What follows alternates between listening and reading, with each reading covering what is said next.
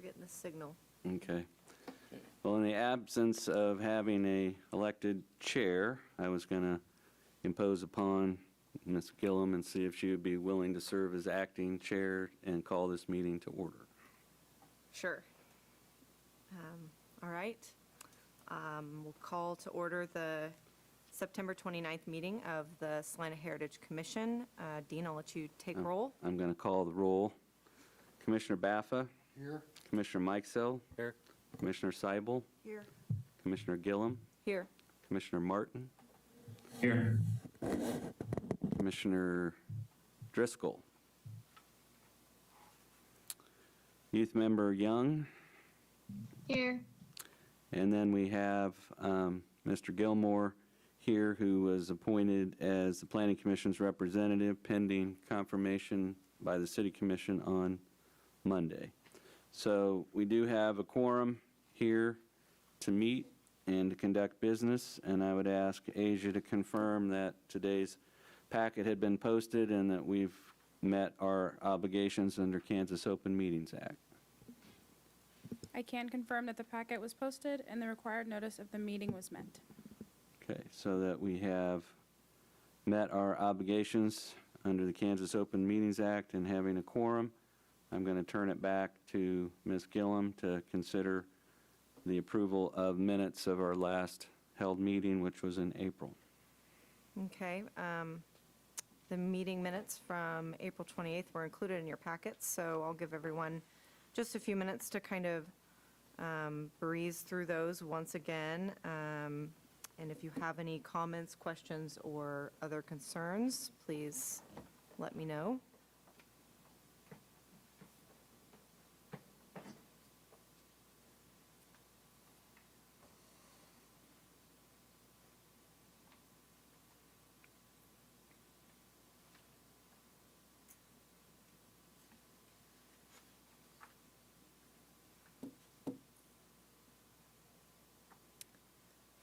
Does anybody have any additions or comments that they'd like to add to the meeting minutes? I move we approve the minutes. Okay, I have a motion to approve the minutes. Do I have a second? I'll second. Okay, we have a motion and a second to approve. All those in favor, say aye. Aye. Opposed? Okay. Approved. All right, we'll move on then to Item 3, new business. We have a public hearing item today. Item 3.1, application CA 21-3, filed by Gleason and Sons Signs on behalf of the historic Fox Theater. I will turn it over to Dean to tell us more about the application.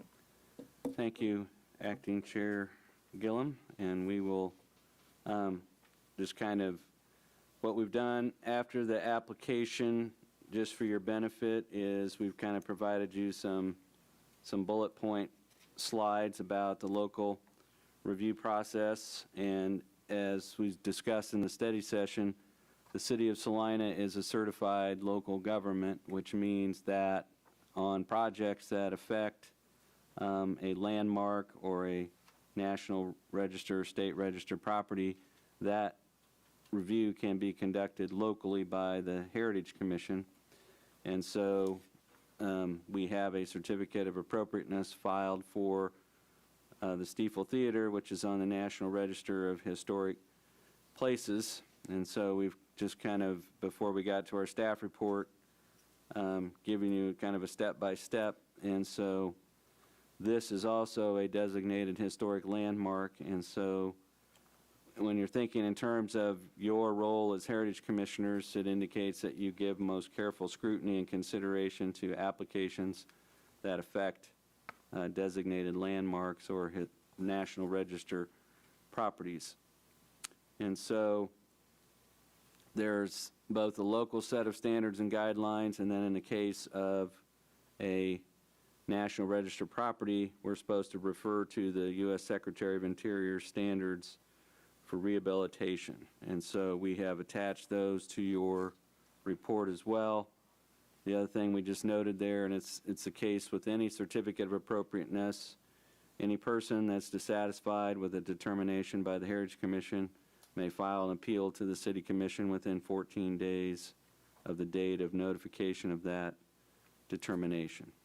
So you are acting not in a recommendation, but in a decision-making role, but any decision you make can be appealed by a party who is dissatisfied with your decision.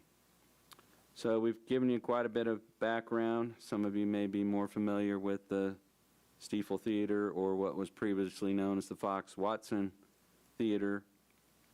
Was built in 1931. There were some major, it was essentially, the property was given to the city by Dickinson Theaters, and the city mothballed the property till there was a fundraising campaign to try to restore the property. And there was quite a bit of Heritage Commission review that was done in 2002. The Heritage Commission probably met every 2 weeks over the course of several months, reviewing different aspects of the Stiefel Theater renovation. And the final piece, and one of the more difficult ones, was a proposal to take the Fox Theater sign that was on the building and remove it, and it had taken on some historic character of its own, and replace it with a replication of the 1931 Fox Watson marquee. And so that was done as kind of the final piece of that 2002 renovation. And then there was a star bond issuance that was approved by the state that covered a large part of the downtown area, and bonds were sold and funds made available for basic redevelopment projects in the downtown area, one of which was the Stiefel Theater. And so there were a number of improvements that have been made or in the act of being made at the Stiefel Theater.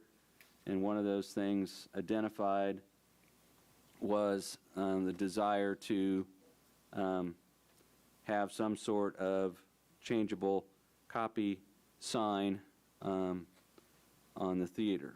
And so there were different ideas that were proposed, but as part of that overall renovation project, the board of directors of the theater expressed an interest in having an electronic message center sign.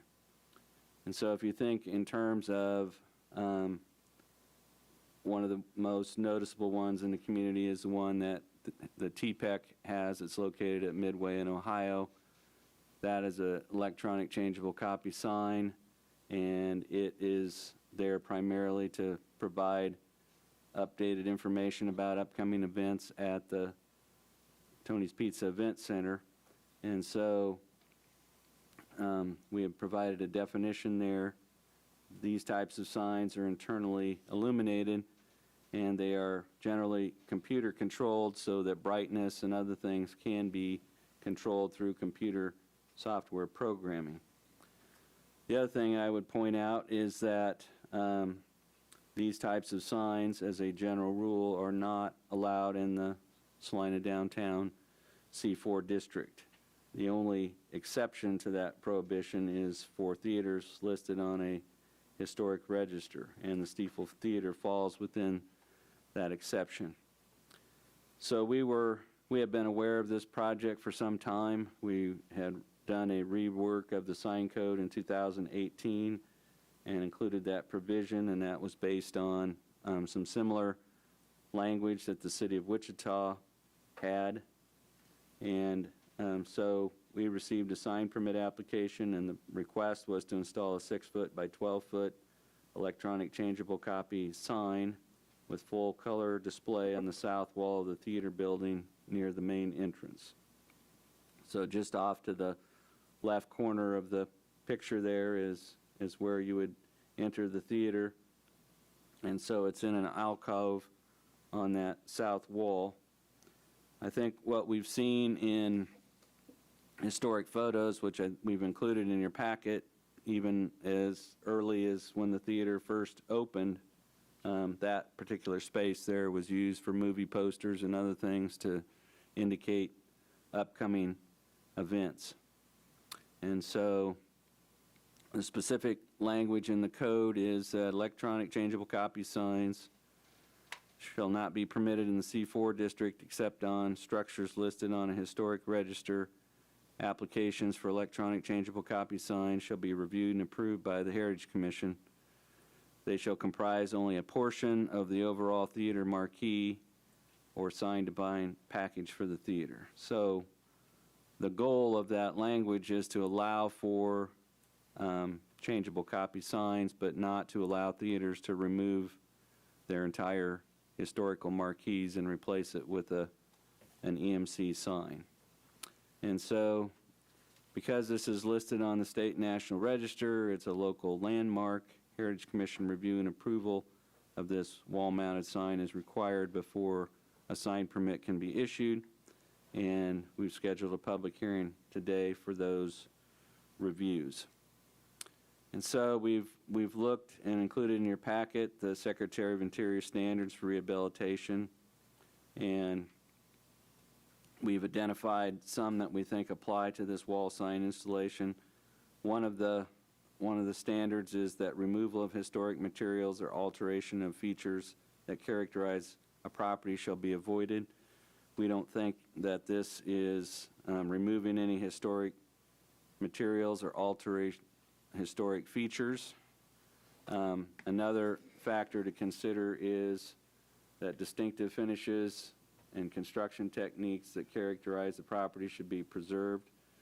We think that this does that. And then the third factor deals with alterations, and it's a little more subjective, but it says that new additions or alterations or new construction should not destroy historic materials or features or spatial relationships that characterize the property.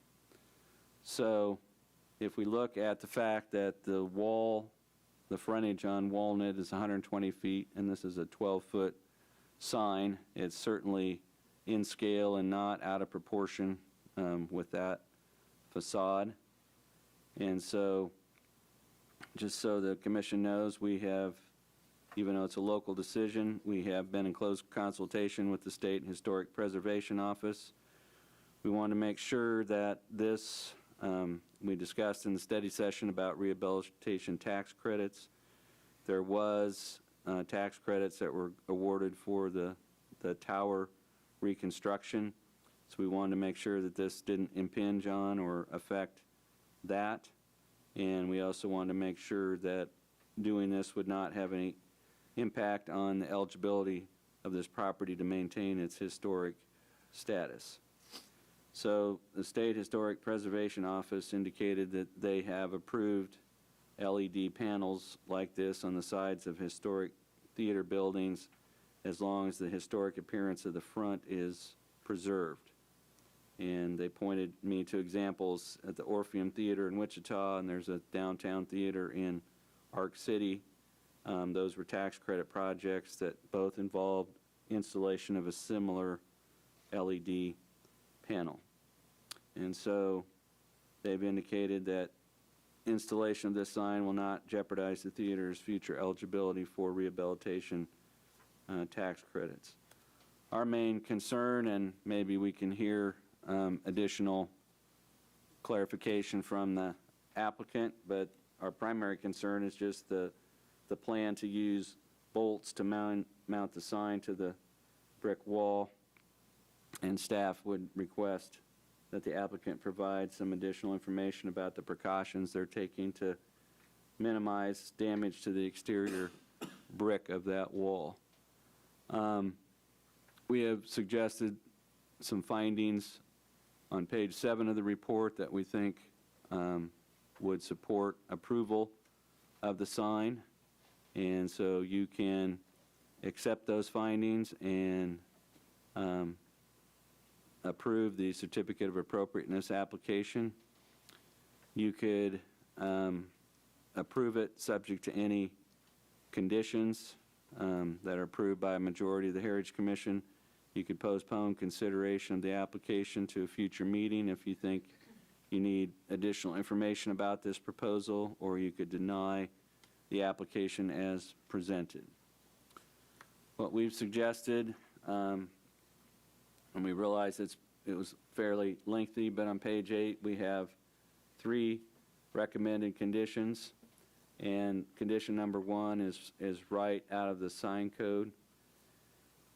And the best way to describe that, the way that electronic changeable copy signs is, many of them are equipped with photocell dimmers.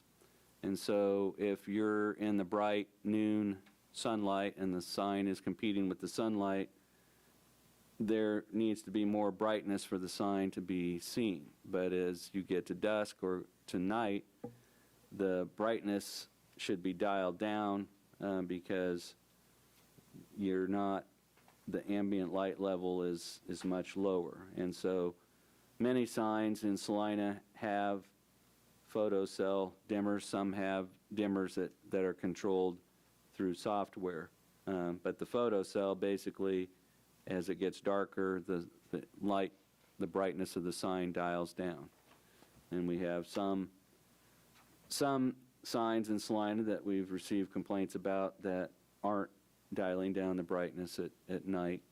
And so this is written in a way that we have some objective measure to determine if someone complains about a sign being too bright, that we have some method of measuring that.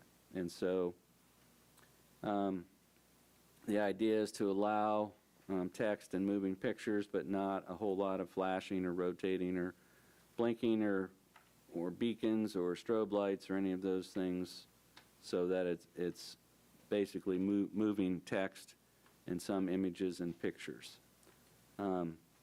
Second condition just deals with if there are changes to this project that was presented to you, that staff will be notified to determine whether there's any staff or Heritage Commission review of those changes that required.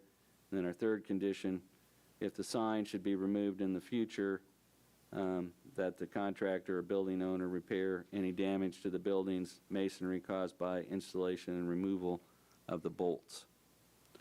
So with that, we'd be open to any questions that you have about our report, or we got lots of graphics and lots of handouts or information in the packet just to help you see what some of the rules and guidelines are for signs. So with that, we'd be open to questions on our report, or if not, we could hear from the applicant and they could clarify anything that staff didn't cover. Mr. Andrews, what did the Downtown Improvement District say about this sign? Well, they are, the Downtown Board of or the Design Review Board is scheduled to review it tomorrow, and they can't review it ahead of you because your role is to decide whether the sign should be allowed at all. And if you don't decide the sign should be allowed, there's nothing for them to review. So they'll review any design characteristics or size or those types of things, but your role is to determine whether the addition of this type of sign is going to somehow in any way damage the architectural or historical integrity of the theater.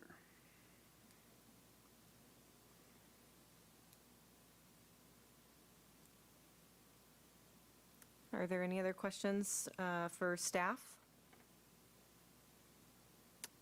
None. I'd like to invite the applicant to come up and maybe answer some questions or tell us a little bit more about your project. Okay, we have a printout of, this is directly from the Watchfire company that the screen is made from, and she has highlighted on the right side there that it does come with a photocell. Thank you.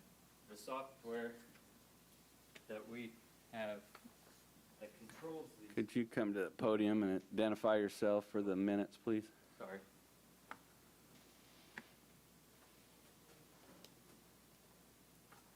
I'm Drew Dawson with Gleason Signs. I'm the lead sign tech with them. Been there 4 years. Been dealing with Watchfire since I started, and they're our favorite company. They make the best screen. They have the best technical support system, and I know everything about their software.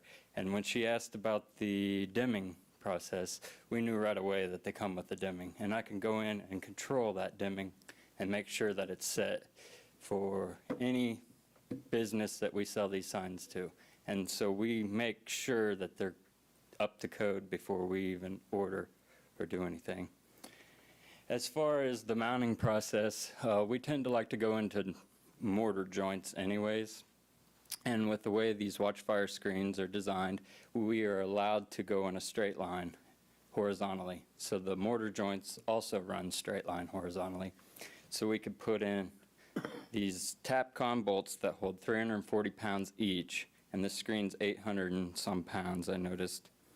And so we would put like 4 in the top and 4 in the bottom, and they would be into the mortar joint, so if they were ever to remove that, the mortar could be replaced and it would look like the original building. We don't like to go into the brick, it's not as strong, and according to what I've heard, that we can't get that brick anymore. So we will make sure that if we do install it, it will be into the mortar joint. Any more questions? Yep. What are the hours of operation of the sign? The hours can be set to whatever you want. It could go dark at night or it could stay lit. You get the luxury of programming that. So if you have a picture that you want to run, you can say you want it to run from 8 a.m. till 8 p.m. At 8 p.m., the screen goes dark and you don't show anything.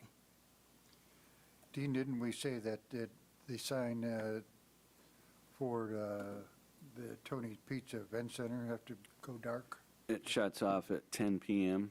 And And part of the reason for that was that the residential housing across the street and in the vicinity. And so we had thought about that when we were writing our recommendations, and we didn't really have a recommendation on that. We kind of wanted to hear what the theater's goals or ideas was. Also, this is in a downtown area where we've got quite a few street lights and other things that are lit up downtown. We have the tower and the theater itself that's lit. We have lighting that goes on the crosswalks. We have street lights. So we didn't really have an opinion or recommendation that it should necessarily shut off at a certain time. That is a discretionary item for the commission, but we also wanted to hear from Mr. Tazika or others with the theater about, what their thoughts were. Maybe they don't see any need to have it run past a certain time, but we didn't make a recommendation on time limit. And what provisions will you have for prevention of vandalism? Watchfire builds their screens to where everything is internal. So as far as vandalism, it would just be the external plastic that kind of shutters the light away from the eye that could be damaged. Anything internal would take a severe bullet wound or something like that to hurt it. But they're really durable. They're built very strong.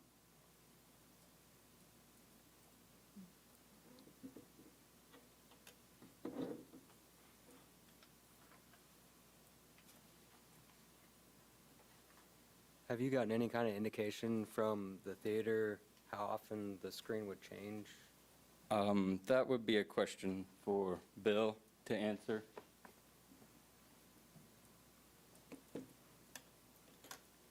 I'm Bill Tazika. I'm the Technical Director, Facilities Director at the Stiefel Theater in downtown Salina. Your question was how often would things change? There are some stipulations, I believe, in some of the guidelines that the city gives out that it can't be scrolling and constantly changing and so forth. And we're going to meet all of those standards and so forth. Like right now, we have some inside the building. They change about every 10 to 15 seconds. And they don't flash change. They scroll slowly over to the next screen. The idea is not to strobe or anything like that that's going to draw your attention. In fact, if I'm in the same room as those, I don't even see them change. I don't see them change. I'll look up, oh, it's changed. It's to a different screen. The idea behind it originally the idea was to actually put LED signs on the marquee. And that was what our original idea was. After we spent the time doing the tower and putting the tower back to the way it was originally, it was a consensus of all the staff and the board and people around the theater that we wanted to leave the marquee exactly like it was. We didn't want to upgrade any of that at all.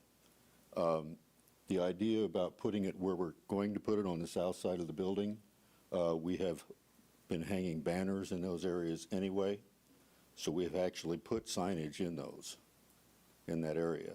Now we're just going to upgrade it so it's something we can change without having to have somebody print us a banner, get out there, put up a different banner, so we can change it more often. We can have more than what we've had in the past is like 2 shows on there. That's all we could get on. Now it's possible to put 3 and 4, 5, 6, depending on how long they're up there. It gives us much more flexibility. And we could actually, the way this sign is amazing. You can actually make it look like 3 posters like were on there in 1930s, 1940. So, and I know Jane's already talked about doing some of those things like that. So actually, it's going to be an upgrade that we can make look like it did back in the 30s and the 40s. Any other questions? No, but there's also no elevation photos of the ticket sign. Oh, And I saw that Dustin had that there. Yeah, The ticket sign, what we want to do, and the problem with the ticket sign where it's right now, you can only see it if you're looking directly at the theater. You From can't. Martinelli's? From Martinelli's, and that's the only place you can really see it, or the intersection across the street. What we want to do with that ticket sign is make it a 3-sided sign so you can see it coming from the north down the sidewalk. You can see it coming from the south. And it would probably be more of a kind of an angled instead of maybe a rectangular sign. They're still working on the design of that, but that's the way. So we get an opportunity for people coming from the north and the south to see where the box office window is. So it'll be like an awning, too. Kind of like an awning, yes. I'm not sure that it would have a top on the awning, but it would, and it's not going to have any chasing lights on it, so it's not going to detract from the marquee itself. They're just going to be static lights. The lights around the edge light up, but they don't chase, and the ticket part lights up in white. Is that doorway, is that an operable doorway, or you just pick up windows? You pick up tickets there, Okay. and that's where you go to buy tickets.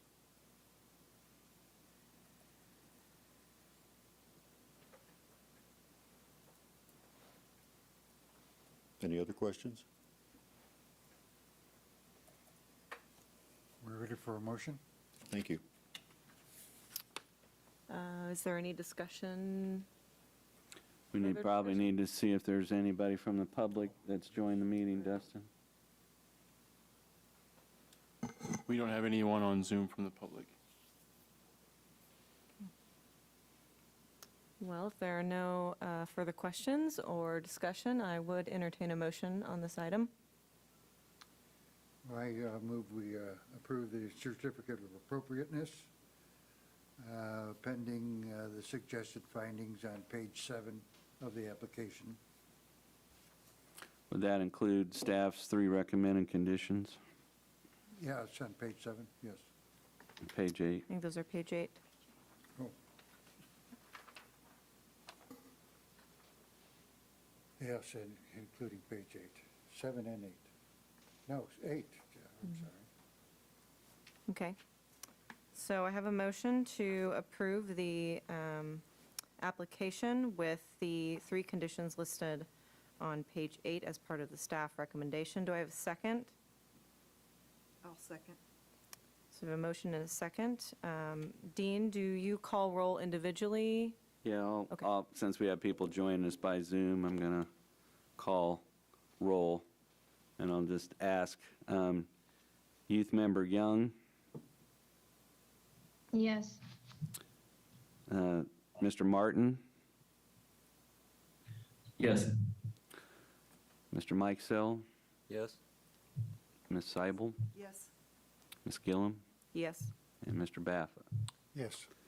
So that has passed unanimously, and so a certificate of appropriateness has been approved for installation of this sign. And as I mentioned, tomorrow the Design Review Board will meet and review the same, and it's your roles are just slightly different. The Design Review Board reviews all signs downtown.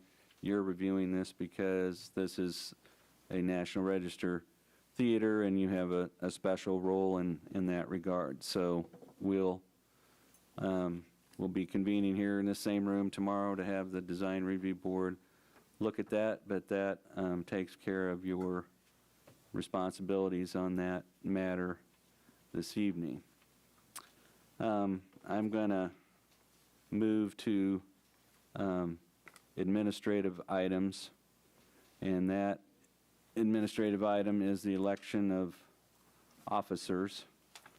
And you should, on the very last page of your packet, it's almost all Stiefel Theater items, but the very last page is a report on the election of officers. And this is it's not a quarterly meeting, but this is a September meeting, and the cycle for terms on advisory boards and commissions is that most terms expire on August 31st, and Mr. Silverman's, or David Silverman's term expired on August 31st, and he was not eligible for reappointment. Mr. Baffa was appointed to fill that spot. Mr. Gilmore was just appointed as the Planning Commission's representative, subject to ratification by the City Commission. So we do have 7 appointed members. And so the only qualification is that for someone to serve as chair, they have to have served at least 12 months on the commission before being eligible for chair or vice chair. And from our review, everyone except for Mr. Mikesell and Mr. Gilmore are eligible for the position of chair or vice chair. There's nothing that would preclude normally the Planning Commission representative from serving in that position as long as they'd served on the commission for at least a year, but that's not the case. So we have, again, of our 7 appointed members, everyone but Mr. Mikesell and Mr. Gilmore are eligible for the position of chair or vice chair. So at this point, I would open the floor for nominations, or in the absence of that, volunteers who might want to serve as the chair for the commission. I nominate Maggie Gillum. Is there a second to that nomination? I will second that. Okay, so we have a motion and a second to nominate Ms. Gillum. Are there any other nominations from the floor? If not, I will close the nominations and we'll vote on the nomination at hand, which is for electing Maggie Gillum to serve as chair. All those in favor, please say aye. Aye. Aye. Aye. Anyone opposed? All right, that motion carries. Now we move to the position of vice chair. I believe that Mr. Driscoll served as the vice chair last term, but I don't think he actually had to serve in that capacity in any meetings, as Dr. Silverman was in attendance at every one. So the vice chair is the person that runs the meeting in the absence of the chair. And so the same thing would apply. Anyone except for Mr. Mikesell and Mr. Gilmore are eligible for that position. So I would accept nominations for that position. Mr. Driscoll is not here. Are we still allowed to nominate him? That's one of the risks of not attending, yes. I think that may have happened before, but, I nominate Mr. Driscoll. okay. Is there a second to that nomination? I'll second it. All right, we have a motion and second to nominate Alex Driscoll to serve as vice chair in the absence of the ability of the chair to serve. Are there any further nominations for the position of vice chair? If not, I will close the nominations and I will call the question. All those in favor of Alex Driscoll serving as Heritage Commission's vice chair in the coming term, please say aye. Aye.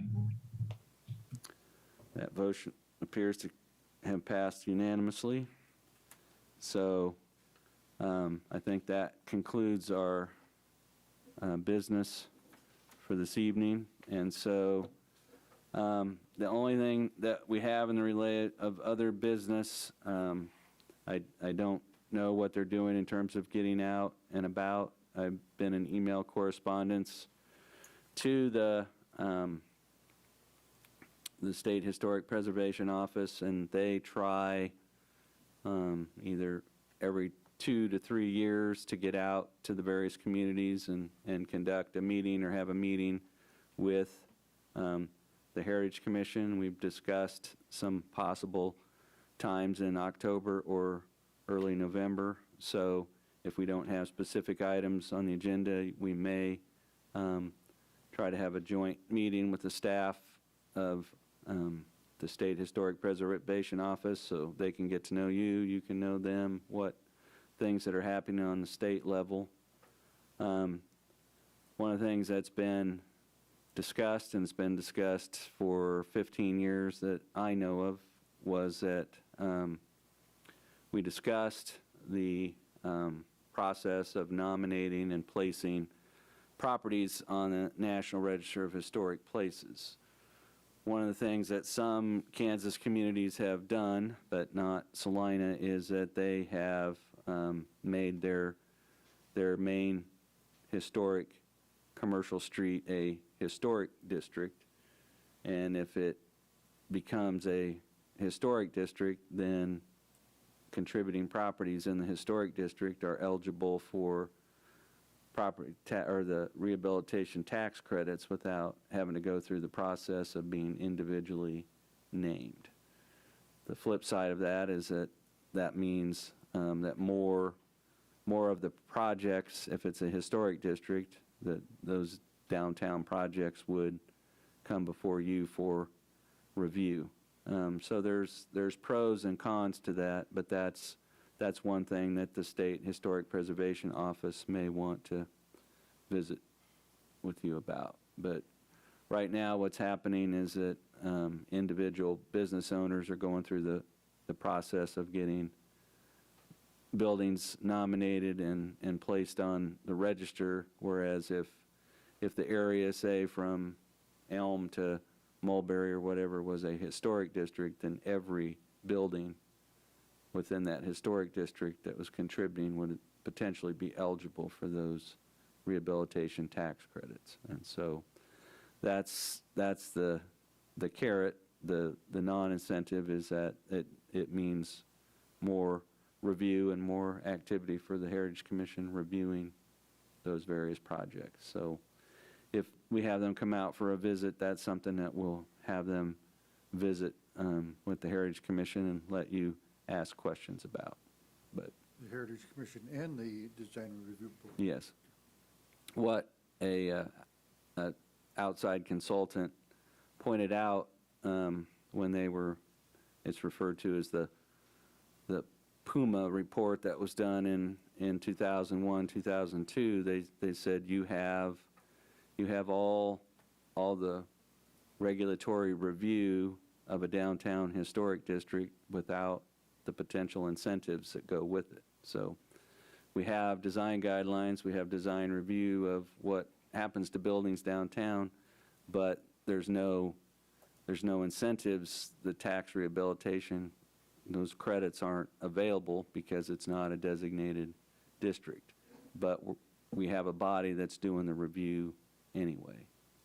And so if we got to something like that, then we'd have to look at, if we had a downtown historic district, then maybe the roles of the Design Review Board and the Heritage Commission might merge in some way. So there's lots of ramifications to that, but this is just one of those cases where we have two boards and we have the dual review because you have slightly different roles. But that would be something that we'd have to work out if it ever came to that and discuss. But if we can work something out for the staff of the Historic Preservation Office to come out here for a meeting, then we'll let you know and a date and try to get that set up. But When we discussed it before, it seemed like there may have been some property owners on Santa Fe that were against the designation. Is that? I think that's a fair statement. There was one other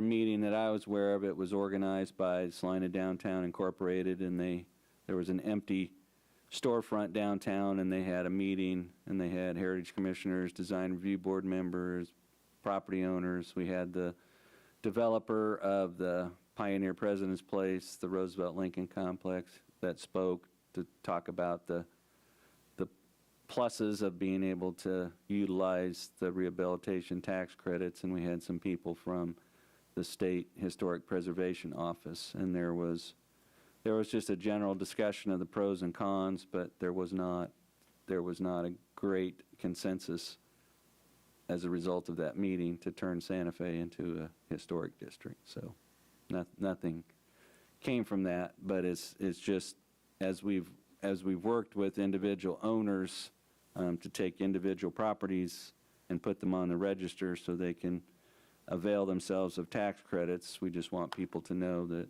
there's other options as well. So, but I think that's all the business that staff would have for you, unless you have any further questions of us. Don't see any, and I also don't think we have any But if public anybody here for comment? public forum, Dustin? We don't have anyone on Zoom, unless Bill has something you'd like to share. No. Okay. Well, in that case, I would entertain a motion to adjourn. So moved. Do I have a second? I'll second. Motion and second to adjourn. All those in favor? Aye. Any opposed? Okay. All right.